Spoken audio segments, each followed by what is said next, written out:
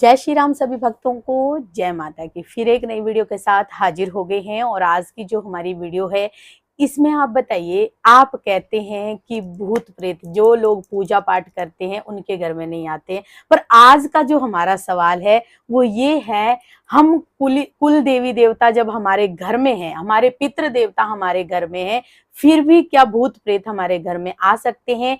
आज की वीडियो इसी विषय पे होने वाली है। और जो है, अगर आप इनसे बचना चाहते हैं तो अंत तक बने रहना, तभी आपको सारी वीडियो समझ में आती है। अगर वीडियो अच्छी लगती है तो लाइक करें, शेयर करें, कमेंट करें।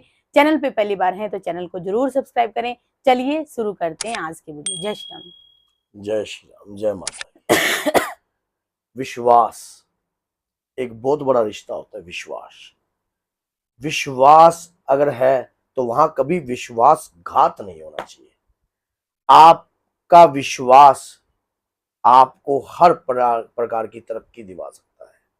अगर आपका विश्वास आपके इष्ट के प्रति है तो ये संभव ही है कि आपके इष्ट आपकी रक्षा करेंगे।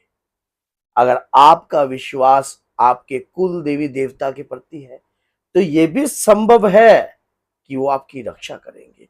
अगर पितृ पे है तो वो भी आपकी रक्षा करेंगे। विश्वास एक ऐसा रिश्ता है, पति पत्नी में कौन सा रिश्ता होता है? विश्वास का। इसी प्रकार से हमारे देवी देवताओं के साथ हमारा जो संबंध है एक विश्वास पे है, एक आस पे है। हम जब अपने इष्ट देव से, अपने कुल देवी देवता से एक आस रखते हैं।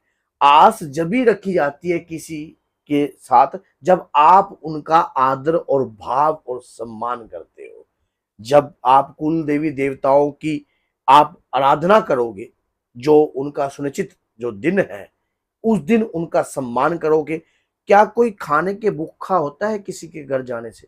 नहीं होता। आदर और भाव का भूखा होता है। मान लीजिए आपके कुल देवी देवता की कृपा आपके ऊपर है या आपके देवता की कृपा आपके ऊपर, आपके देवता को पूर्णिमा के दिन पूजा जाता है।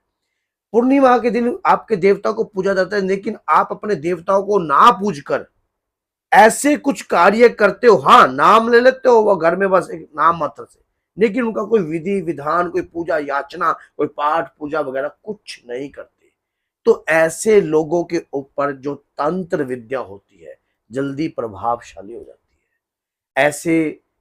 ऐसे व्यक्तियों के जो कुल देवी देवता है वो वचनवस्त हो जाते हैं, वो वचन में बंधन हो जाते हैं। ऐसी अब एक व्यक्ति ने, मैंने जब एक वीडियो बनाई थी कि कुल देवी देवता बंधनों में आ जाते हैं, कुल देवी देवता को बांध दिया जाता है।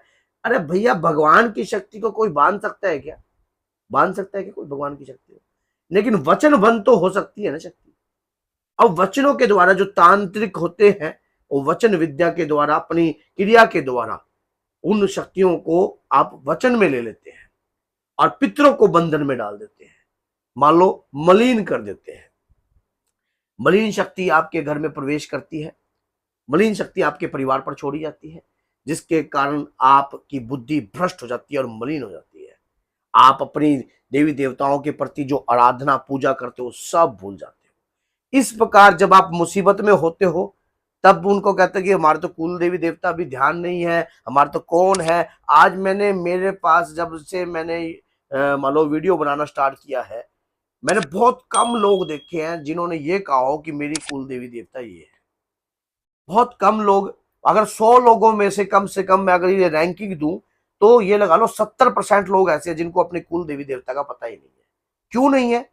क्योंकि आप बताओ, जो खानदान पर जिसकी कृपा चल रही थी उसको ही भूल गए आप, जिसकी आराधना करी उसको ही भूल गए। आज मान लो हनुमान जी ने किसकी आराधना करी, सभी लोग जानते हैं, बच्चा बच्चा जानता है इस बात को कि हनुमान जी राम भगत है। ये बात जानते हो। अब आप सोचो कि हनुमान जी राम भगत हैं, क्या उन्होंने कभी राम जी की आराधना छोड़ी? कभी भी नहीं छोड़ी। वो अपने भोजन का त्याग कर सकते हैं, अपने सोने का त्याग कर सकते हैं, क्योंकि हनुमान जी तो जागृत देवता है, सोते तो कभी है ही नहीं। लेकिन आप सोचो कि वो इन चीजों को, सुख सुविधाओं का त्याग है, वो कुछ नहीं लेते, लेकिन अपने इष्ट की आराधना कभी नहीं छोड़ते। इसी प्रकार से आपका क्वेश्चन बहुत उचित था कि आपने कहा कि कुल देवी देवता के होने के बावजूद भी क्या कोई भूत प्रेत हमारे ऊपर हैवी हो जाता है? या घर में पहली बात तो भूत प्रेत तो है वो परमात्मा का ही होते हैं। स्वयं भूतनाथ के होते हैं, उन्हीं के द्वारा भूत का निर्माण हुआ है। तो लेकिन और कुछ हमारे कर्मों में जो भूतकाल होता है वही प्रेत होता है। अब लेकिन ये बात होती है कि जो हम देवी देवताओं की आराधना करते हैं, पूजा करते हैं, याचना करते हैं, अपनी कुल देवी देवताओं को अगर आप भूल जाते हो या अपने पितृ देवताओं को भूल जाते हो। एक भगत ने तो बल्कि मेरे को आकर ये बोल दिया था कि गुरुजी मारी माँ तो इतनी, मारा बाप तो इतना खतरनाक था, मारे गले तो लड़े करदा, फलाना करे करदा, ये करेगा, हम नहीं पूछ दे उसने, हम नहीं मान दे उसने। हाँ, पितरों को है, हम पितृ चित्र मान दे को नहीं। बात मानने या ना मानने की कोई ये नहीं है, एक सम्मान की बात होती है, एक सम्मान, उस दिवंगत आत्मा का सम्मान जो परम पिता परमात्मा की है। उस दिवंगत आत्मा को अगर आप सम्मान नहीं दे सकते तो आप अपना सम्मान कहां से प्राप्त कर सकते हो। अपने माता पिता जो धरती के, अगर वो ना होते, अगर हम उनके द्वारा ना जन्म, देखो पुत्र कुपुत्र हो सकता है लेकिन माता कभी कुमाता नहीं होती है। आपने ये हमेशा देखा होगा कि माँ का हृदय है जो संतान के प्रति हमेशा धड़कता है, चाहे वो विदेश में चला जाए, चाहे वो कहीं चला जाए। तो इसी प्रकार से हमें अपने कुल देवी देवता और अपने पितृ देवता का कभी भी दिन नहीं बोलना चाहिए। जैसे अमावस्या आ गई, अगर आप पूरा परिवार एकत्रित होकर अमावस्या की धोख मारता है या अमावस्या की जो भी क्रिया करते हो आप, या कोई दान पुण्य आप करते हो, या कोई लंगर लगाते हो, या हरा चारा वगैरह आप डालते हो, तो और गऊ की रोटी, गऊ ग्रास निकालते हो, कुत्ते की रोटी निकालते हो, सब कुछ कार्य करते हो, उसके बावजूद भी अगर कई बार दिक्कत होती है घर में, तो कहीं ना कहीं पितृ जो है बंधनग्रस्त है। उसमें क्या होता है कि जब पितृ आपके बंधनों में पड़े होते हैं तो आपके कार्य तो कभी सफल होते ही नहीं, कार्यों में रुकावटें आती हैं, घर में कहीं ना कहीं ढीले, शरीर पर मांस फूलने लग जाता है, ढीले सी पैदा हो जाती हैं, सिर पे ढीले पैदा हो जाती हैं, फोड़े से रहती है, एलर्जी रहती है शरीर के ऊपर। अगर पितृ बंधन ग्रस्त में पड़े हुए हैं अगर किसी तंत्र विद्या के द्वारा, तो शरीर के ऊपर इस प्रकार की प्रक्रिया जरूर रहेगी। शरीर पे जांघों पे नीले के रंग के निशान रहते हैं, लेडीजों के नीले जांघों पे निशाने पड़ जाती हैं, तो उसी प्रकार से कहीं ना कहीं शरीर पे नील पड़ते हैं। तो इस प्रकार ये मैं आपको अंदर की गहराई की बात बता रहा हूं, मैं आपको इसको समझ लेना बात को, क्योंकि अगर पितृ आपके रोगग्रस्त है तब ये कार्य आपके साथ होगा ही होगा, इसको कोई नहीं रोक सकता। अगर कहीं ना कहीं पितृ आपके कृपादायक हैं तो उसमें तो कहने की आवश्यकता है ही नहीं। और पितरों को बल देना हमारा फर्ज भी है। बल हम कौन होते किसी आत्मा को बल देने वाले, अब क्वेश्चन ये भी रखना चाहिए आपके माइंड में। मैंने आपको बोला सम्मान ही बल है। अगर आप आदर और भाव करते हो दिल से, अपने माता पिता का आदर भाव करते हो, उन्होंने आपको अच्छे संस्कार दिए हैं, वही नींव है आपकी, वही आगे पीढ़ी दर पीढ़ी चलेगी। अगर आप अपने माता पिता, आज एक गदर मूवी लगी हुई है, गदर 2 मूवी जो है रिलीज हुई है, आपको पता है जो सनी देओल है वो अपने पिताजी से आज भी डरता है। मैंने एक इंटरव्यू में सुना उससे, कहता है मैं आज भी मेरे पापा अगर मेरे को ओखा बोल देते हैं तो मैं साइलेंट मोड पे हो जाता हूँ। ऐसे ही मेरी औलाद है, जब मैं थोड़ा सा ओखा बोल उग्र रूप में आता हूं तो मेरा पुत्र साइलेंट मोड पर हो जाता है, तो वो घर तो स्वर्ग हो जाता है। नेचुरल सी बात है।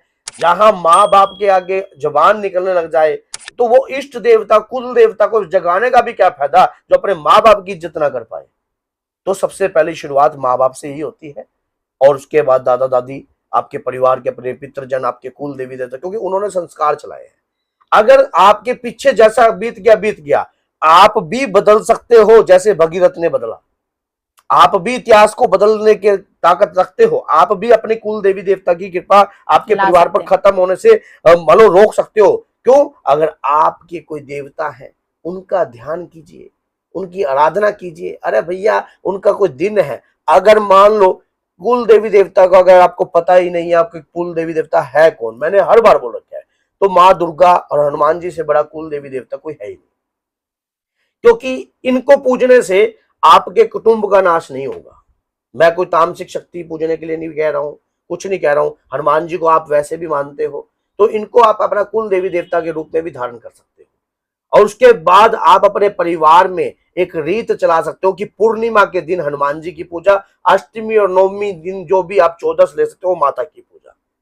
माँ दुर्गा की पूजा अगर आपके घर में होती है तो इससे बड़ा जादू हो क्या हो सकता है। आपकी कुल देवी देवता के रूप में, अगर आपकी कुल देवी, मान लो सपोज करो, अगर वाक्य में आपकी कुल देवी कोई भी हो, आप नहीं जानते, लेकिन दुर्गा में समस्त शक्तियों का वास है, समस्त देवियों का वास है। तो माँ दुर्गा की अगर कृपा होगी तो सभी की कृपा होगी।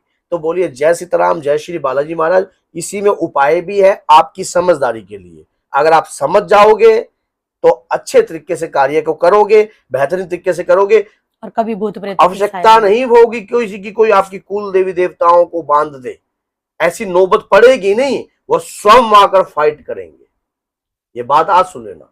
अगर माँ दुर्गा आपकी कुल देवी है, क्या वो बंधन में आ सकती है? क्या हनुमान जी बंधन में आ सकते हैं क्या? कभी नहीं आ सकते। तो आप जागृत कीजिए अपने देवताओं को, अपने इष्ट, अपने आराध्य, अपने कुल देवी देवता, अपने पितृ देवताओं की कृपा को प्राप्त कीजिए।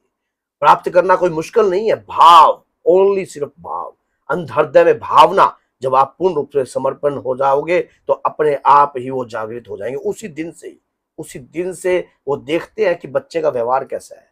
आपकी संतान है, आपके बच्चे का व्यवहार अगर आपके प्रति बड़ा प्यारा व्यवहार है तो आपका मन करता है, उसकी यादें आती हैं आपको कि अगर वो स्कूल भी जाता है और आते ही आप उसको गले लगा लेते हो। तो ऐसे ही अगर आपका अपने इष्ट के प्रति, आपके आराध्य के प्रति, आपके देवी देवताओं के प्रति आपका इस प्रकार से प्रेम है तो वो क्यों नहीं अपने पुत्र की रक्षा करने के लिए आतुर होंगे? क्यों नहीं आएंगे? आप क्यों मुसीबत में छोड़ देंगे? आपको कभी नहीं छोड़ेंगे। जब आप खुद अपने आप से ही सीमित रहोगे, पूछोगे नहीं। आप एक बात सोच के देखिए, आज के समय में लोग अपने माँ बाप को अनाथालय में छोड़ाते हैं। क्या संस्कार है ये? अपनी लाइफ को इतना बिजी समझ लेते हैं कि हमारी लाइफ तो बहुत बिजी। अरे पल की जिंदगी का नहीं पता, कब प्राण निकल जाए, कब क्या हो जाए, सब यहीं रह जाएगा। साथ कुछ ना लाया है ना कुछ जाएगा, सब यहीं रहेगा।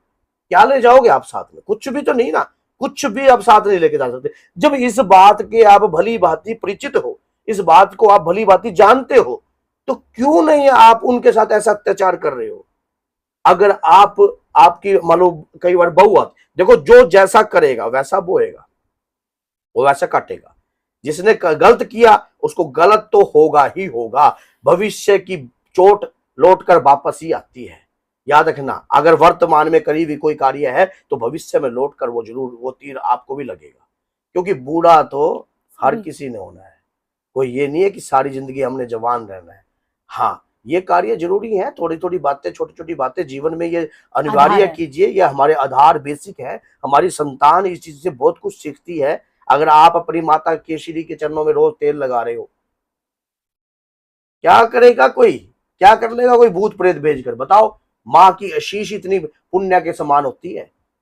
अगर माँ के चरणों की तेल लगाने के बाद उस बचे हुए तेल को अगर आप सिर पे लगा देते हो, मैं कहता हूं कि नव के नव ग्रह शांत होते हैं। और माता पिता के चरणों के अंदर तेल लगाने के बाद अपने सिर पर आप उस तेल को लगाते हो ना, तो शनि मात्र भक्त है, न्यायाधीश है शनि। और नव ग्रहों में आपको पता है कि सबसे क्रूर भी है और पापी ग्रह भी बोला जाता है उनको, लेकिन न्याय के धीश भी है वो। अब राहु भी मात्र भक्त है। कभी आप सोच रहे हो राहु भी मात्र भक्त है? तो जब शनि और राहु को ये शिक्षा है और स्वाभाविक तौर पर उनको क्रूर बताया जाता है, ऐसा बताया जाता है कि जहां शनि आ जाए लोग बचते हैं शनिदेव से, लेकिन मां की कृपा जिसके ऊपर, और शंकर भगवान उनके इष्ट देव है। तो आप सोच को देखियो, ऐसा ना करो आप। माता पिता के चरणों में स्वर्ग है, सिर्फ जागृत करने। आज हम बेशक हमारी लाइफ आज के दैनिक जीवन में बहुत ज्यादा अस्त व्यस्त हो गई है, मानते हैं इस बात को सभी, क्योंकि हर कहीं महंगाई होगी है, हर चीज होगी है, हर चीज ये भी नहीं है, लेकिन सेवा आधार है जीवन का, बेसिक पॉइंट है आपकी पीढ़ी को उतारने के लिए। आपके माता पिता जब ये चीज देखते हैं, मेरा पुत्र रोज आता है, एक दिन अगर आप नहीं गए ना, माँ बाप बूढ़े भी हो गए तब भी कहेंगे मेरे पुत्र को बुला, कहाँ है, आज आया नहीं वो, आज मेरे चरण नहीं दबाए, क्योंकि आपने आदत ऐसी डाल दी। वही चीज लौट कर आपका पुत्र अगर आपके पैर दबाता है, उसके माइंड में अगर वो देखता है कि मेरी माँ, अपनी दादी के पैर मेरे पापा रोज दबाते हैं, एक दिन वो जरूर पूछेगा आपसे कि आप अपनी दादी के पैर, मम्मी दादी के पैर क्यों दबाते हैं पापा? क्योंकि माँ, बच्चा जब लड़ाई झगड़े को रीड कर सकता है, जब बच्चा घर के लड़ाई झगड़े क्लेश को, पति पत्नी के क्लेश को रीड कर सकता है, आपने बहुत सारी मूवी देखी होंगी, उसमें व्यक्ति साइको जाता है, मेरा बाप मेरी माँ के साथ अत्याचार करता था तब मुझे ये काम करना पड़ा, ये साइको आपने मूवी भी देखी होंगी। लेकिन आप सोचो अगर वो ये देखता कि मेरा बाप मान लो मेरा बाप अपनी माँ के पैर दबाता था, तो ये चीज बच्चा रीड नहीं करेगा। संस्कार की नींव रखी जाती है इससे, फिर कुल देवी देवता का आधार आपके ऊपर बन जाता है, उनकी कृपा बनी रहती है। भैया हमारे खानदान के अंदर 14 के दिन माता के लंगर लगता था, माता का प्रसाद लगता था, माता की कढ़ाई लगती थी, ये हमको लगाना चाहिए। क्या गलत बात इसमें है क्या? अगर मैंने आपको एक बात बताया कि कोई खाने का भूखा तो है नहीं, देवी देवता कोई खाने के भूखे नहीं है, कोई आप नहीं पूजोगे तो क्या माँ दुर्गा को दुनिया नहीं पूज रही? अगर आप हनुमान जी को नहीं पूजोगे क्या हनुमान जी को दुनिया नहीं पूज रही? पूज रही है। लेकिन फिर भी आप ये सोच के देखो कि ये जीवन के आधार है, ये बेसिक पॉइंट है, इन्हें अपने जीवन में जरूर अप्लाई करना चाहिए। आपके जब ये मजबूत हो जाएंगे तो कोई कराई कुछ नहीं कर पाएगा आपके ऊपर, क्योंकि खानदान के ऊपर कृपा चलती है और वो खानदान में जागृति भी होती है, सिर्फ जगाने वाला चाहिए। अब मन में ये रहता है कि हमें उनकी कृपा प्राप्त हो जाए, बोया हमने कुछ है नहीं। अगर एक बार होता हो, अगर हमने दाना ही नहीं डाला कणक का तो कहां से फसल उग जाएगी? उसके पेशेंस रखते हम, इंतजार करते हैं कि जब फसल उगेगी तो अन्न बटेगा, खाने को मिलेगा। इसी प्रकार से देवी देवताओं की कृपा कभी खत्म नहीं होती है, सिर्फ कुछ समय के लिए स्टॉप हो जाती है आप जैसे व्यक्तियों को सुधारने के लिए जो गलत तरीके के हैं, जो अपने देवी देवता अपने माता पिता का सम्मान को छोड़ देते हैं। आपके जो कोई बुरा करने की भी सोचेगा उसकी भी तो बुद्धि फिर। एक बात बताओ, एक आत्मा का वजन 21 ग्राम है, इतने ही हिस्से के अंदर बैठती है इतना ही वजन है। क्या परमात्मा उनकी भी बुद्धि नहीं फेर सकता? जो परमात्मा का ही अंश है, फेर सकते हैं। क्या कोई गलत चीज आपके प्रति सोच रही है तो क्या हनुमान जी स्वयं उस चीज को अपने ऊपर नहीं ले सकते? ले सकते हैं। ऐसा करना ही तो पड़ता है, कुछ जगाना पड़ता है, कुछ यही इसका उपाय है। मेन उपाय यही है, यही उपाय है कि अगर देवी देवता की कृपा हो गई तो कोई आपके घर का बाल बाका नहीं कर पाएगा। तो बोलिए जय सीताराम, जय श्री बालाजी महाराज, जय माता।